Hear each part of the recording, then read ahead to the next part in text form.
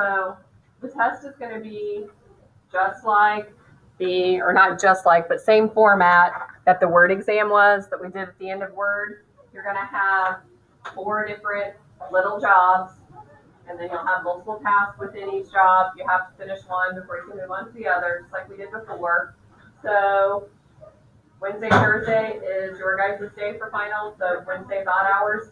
So we'll do it Wednesday, but if you don't get finished, you'll have some time on Thursday that you can finish it up. It shouldn't take the whole hour of both hours, probably just a little bit of the second hour or the second day if you need it. So don't feel like you have to rush through it, but I am supposed to provide you time that Thursday to study for other finals. We went through it pretty quickly first hour, but we covered every single kind of task that was on there. I am videoing it right now for people who aren't here or people who are at home that have to take it too. So I'll put that video out there in Classroom for everybody to look back to if you want to look at it over the weekend to study. Also, the thing that I recommend to help you study for it is maybe go back and redo the skills labs. So every skills lab is going to show you these tasks over again as a way to practice. So I don't know, other than just doing it, a better way, or maybe watching the video again, a better way to tell you to study. Because we have covered all of these, but it's just practice and remembering how to do that. So there's 4 different jobs, and I'll tell you kind of which ones are grouped together. And I'm going to start just with the average ifs and sum ifs, because those were the ones that were the most difficult for most people. And originally I told you there was a regular if. There's not a regular if, it's only an average if and a sum if. So those are all found in 5.7. So I'm just going to start with the lab for 5.7 and do one of each of those for you. And then if we need to go back and do some more again at the end for you, I would be glad to do that. Okay.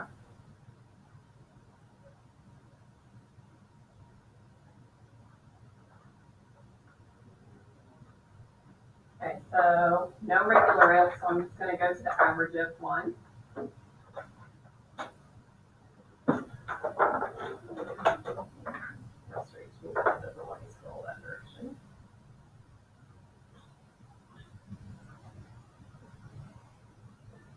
Okay, so it says in H23, we're going to create an average if that's going to show the average cost of the brass instrument. So there's 3 parts to a sum if and an average if. First, you're going to look for a column that has the thing you're looking for. So we're looking for brass instruments. So we can see instruments of that type are listed in column D. Then we're going to say which kind of instrument we're looking for, which is brass, and then we're going to use the average cost. So the average range always has to be a number. So in this case, we only have 2 columns here that have numbers inside their cost, and we know that it's going to be cost just because of our instruction. So down here in H23, I like to just type the formulas and let them pop up for me, but you can also go through your formula tab if you like that better. Or I have a girl in first hour who likes to use the insert function dialog box. So whichever way you prefer, it works. So first we're looking for that range that has brass instruments. So it's going to be B6 down to 17. We have to separate each part of the formula with comma. So the criteria that we're looking for of the type of instrument is brass. You can type brass in quotation marks there, or I just like to click in a cell that already has brass there for me. Again, we separate it by a comma. Then our average range is going to be cost.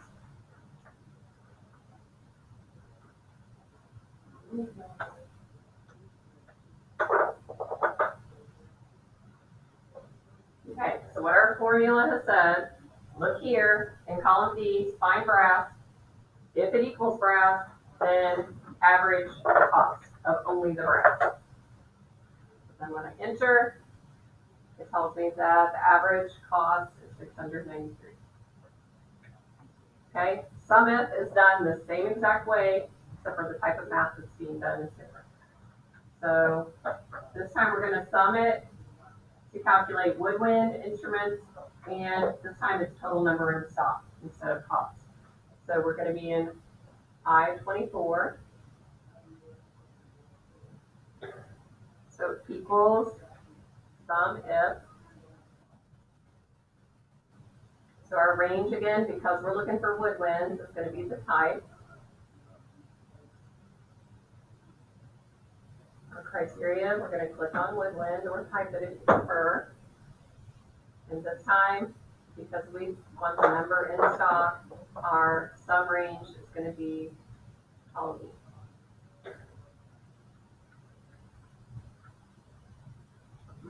Okay, makes sense?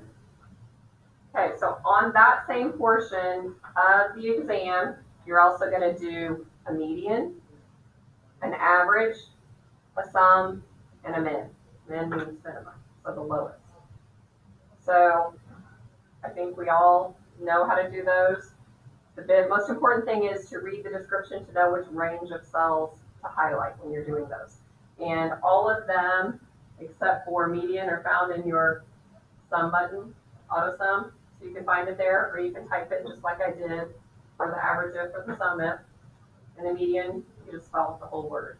It's like min is abbreviated for minimum, but for median, you're just going to have to look at the spreadsheet, find the right range of cells. Okay, so all of those 6 functions are on one portion. Okay, I'm going to open up a spreadsheet for some of these others. This is just a spreadsheet we used in 8th grade, and it'll help us accomplish our goals a little easier than flipping back and forth between the different labs.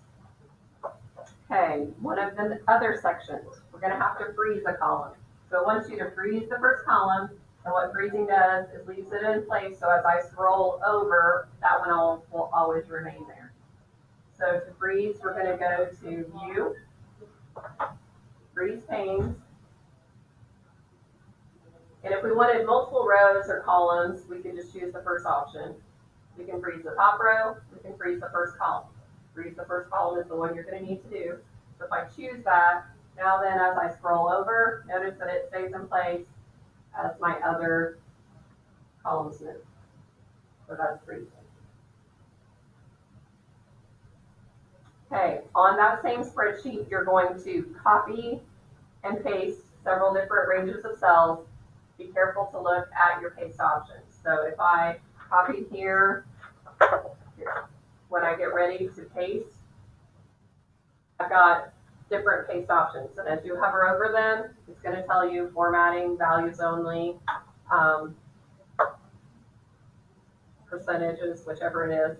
So just be careful to read the instructions to know which way you're pasting it.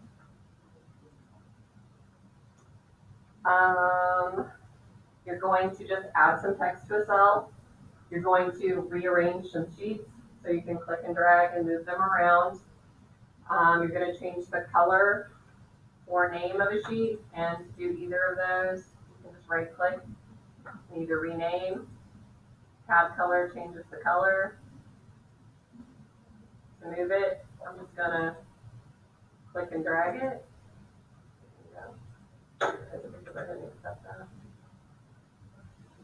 we go. Should be able to click and drag it. I don't know why it's not there. Let me move that one. I'm not sure why we're going to move the first one. Okay, to hide columns, you're going to select the column across the top in the column headings. You're going to right click to hide. I'm having trouble with my mouse today. And you always have a darker line there when it's hidden. And then to get them back, if you need to, you have to highlight on either side of, or both sides of where it's hidden, and then just right click again and unhide. You're going to set a print area.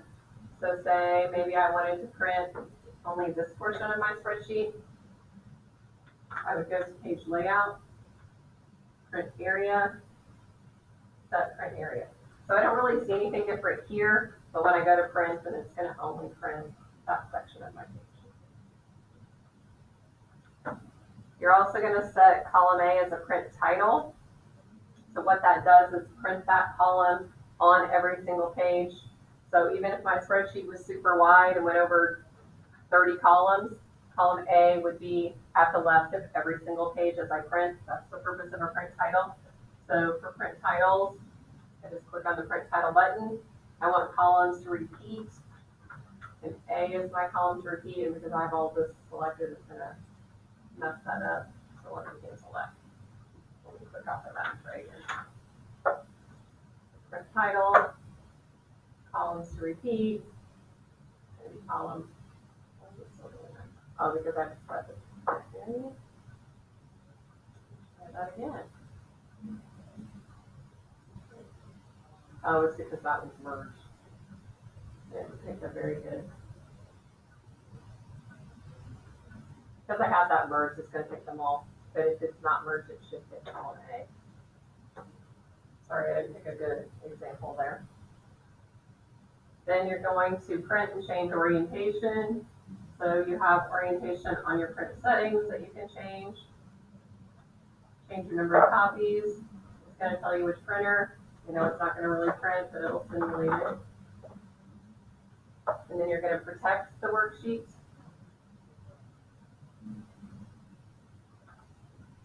On the review tab.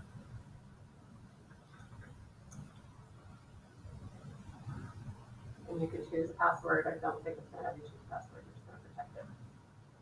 Okay, so that's one other job, all of those things. Okay, there's also a next set of tasks. You're gonna format it as a table. So if I wanted to make this section of my spreadsheet a table, we go to the Home tab, format as table. It's always going to let you choose whatever you want. On all of our simulated jobs, my table has headers, has always been selected for you. So just double check that to make sure that it's selected. If it wants you to, I'm sure it did, I'm sure it does. So then it's going to have you also extend your table so you can drag over to replace it. I think I just moved the whole thing over, didn't I? It's also going to have you use some of these table style options, banded rows. It's also going to have you add a total row. Remember, the number signs just means there's not enough space. You didn't do anything wrong. You can drag it and make it wider. But it wants you to extend the total so that it's in each column underneath. So you have to go there individually and choose some. So you do that all the way across for each column that has numbers. And then it also wants you to apply a new style after you've done that.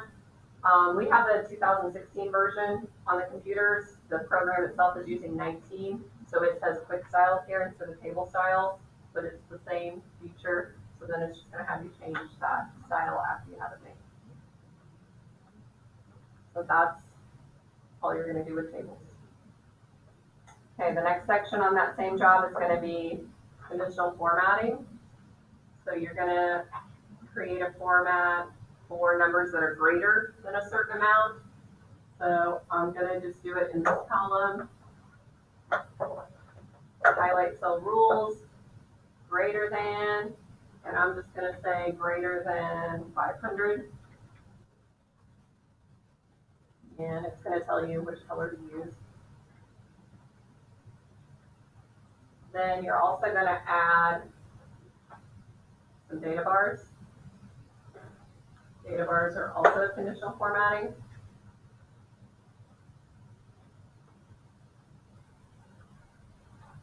Then you're also going to do a conditional formatting for a number less than a certain amount.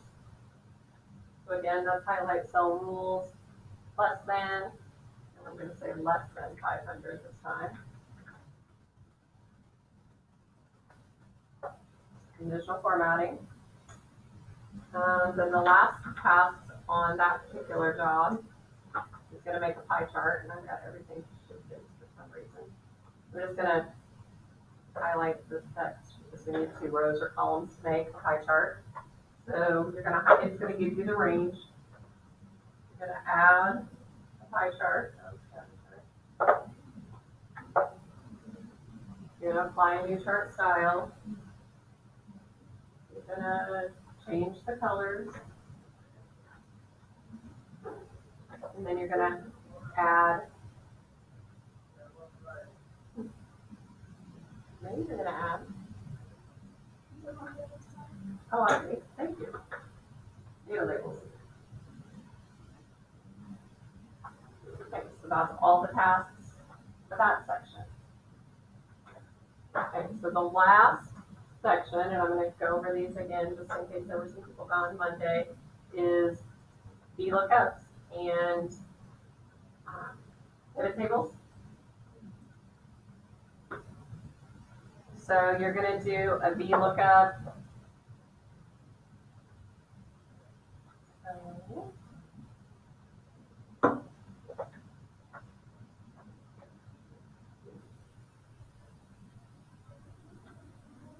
Okay, so this one, we're going to create a formula in G2 that uses the value in F2 to look up and return the corresponding title from A2 to D17.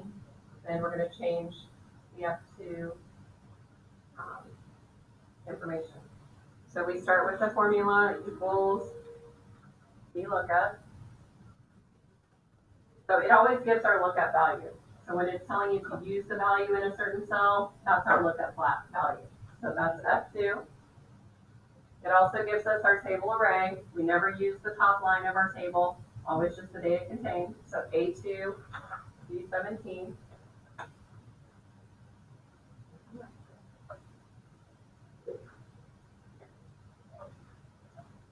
Then we think about our columns as numbers instead of letters. So we're looking for the column index number for the title, which would be 2. And then our range lookup value is 0.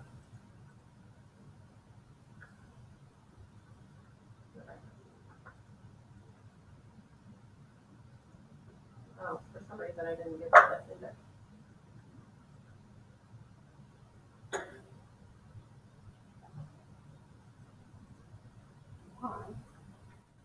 There we go.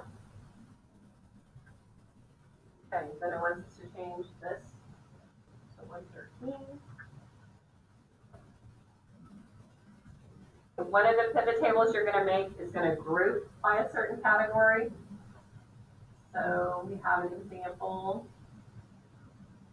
on here where we're grouping by decades, so that would be similar.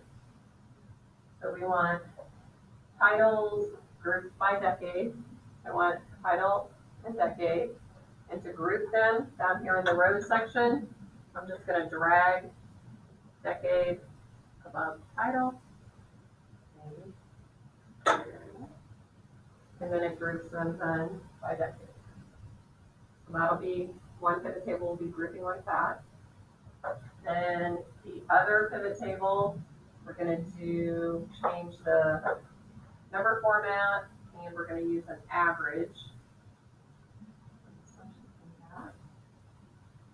So we want average box office and genre. So we want box office, genre. So it says genre is rows, so it has them as rows. So then to change the box office to average, I'm going to click on value field settings.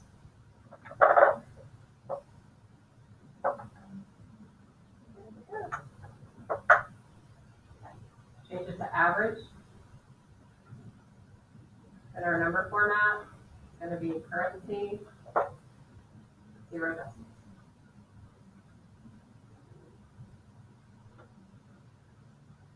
That's your text. All of those tasks. So again, if you redo skills labs, or I'll post this video, it probably won't post until tomorrow because it has to go over your process, but it'll be there for you for the weekend. So you can watch the video again or look at those skills labs, but we'll do tests on Wednesday.